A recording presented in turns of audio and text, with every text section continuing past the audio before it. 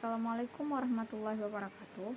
Hello everyone. Today I will share some information that I got from the video I have watched, which is Nudc 2020 Judge Test Answer and Discussion.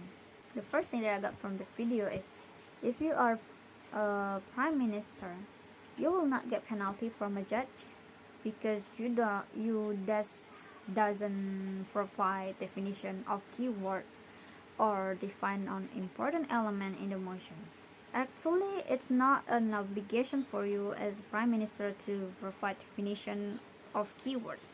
As long as you can deliver and elaborate your argument well, and also the judge and the other team can understand what you try to bring, what you try to explain, it's totally fine to not provide definition of keywords. Let's take a look from the previous exhibition round. The prime minister doesn't provide the definition of keyword. She just try to explain what kind of the prospective parents, which is be the focus on the motion, what kind of the license or condition to have children that they try to bring, which is connected to the motion. The second thing that is example or context count as extension for closing team. So if you are a closing team, it's really good for you to bring example or context because it can give you a further extension from the previous exhibition round. The closing team, which is closing government, they bring a new context, the violation of bodily autonomy woman. That will bring your team a nice point if you can bring an example or context as extension. The next is a team which has the lowest score speaker in a debate is not always be the team that ranks fourth in the debate because of there are different way to giving score for a speaker and a team. So because you are team and this British parliamentary contains two speaker, if your teammate has the lowest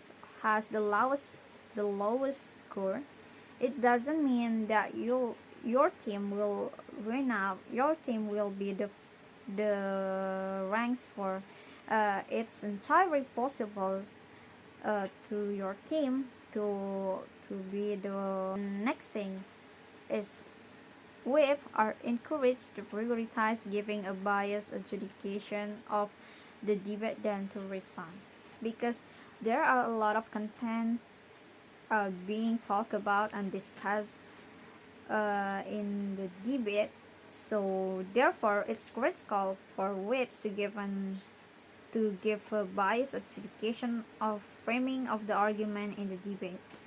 Bias, you have to know that bias is a prejudice in support or against things or contents than compared to another, so that the judges can have a easier time to sort of the linear which one more important for them to weigh when it comes to their decision making. Next thing is a speech with a lot of facts and statistics should not be seen as more persuasive than those without. So facts and statistics can obviously be helpful for you and can elevate the persuasiveness of your speech, but it's not the only way to be persuasive. So if you can give example or positive material or logical reason, and you can deliver it very well. It will be it also can make you persuasive, so it it will count as extension of contribution of debate. The next is in a policy motion, the opposition is not required to introduce a counter proposal, so the only obligation of opposition team is to oppose the motion. Next is speaker who speak for 6 minutes or less should not be penalized by having their score deducted for their under time. No matter if you only speak for 6 minutes or less, as long as you can deliver your argument well, as long as you have a strong logical reason of your arguments, it's totally fine for you.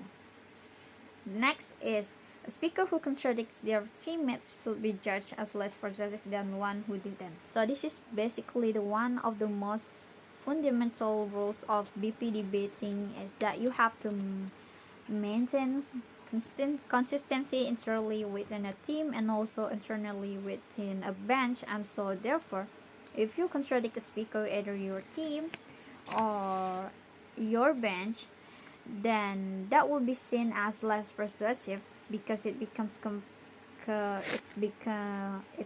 confusing on which one do you believe. The next thing is a team that only responds should not be punished for not having any arguments, positive material or extensive if closing. The next is lower feedback should not be given to fellow panelists who didn't to change their decision quickly after listening other panelists' explanation. There will be initial different calls between the chair, the panels, and the trainees, and that's what conferral process is for, so that you can straighten out the perspective. Maybe one of the panelists didn't hear or didn't really catch a specific point that the other managed to do, and therefore if you are able to compromise and change your decision, that is perfectly fine.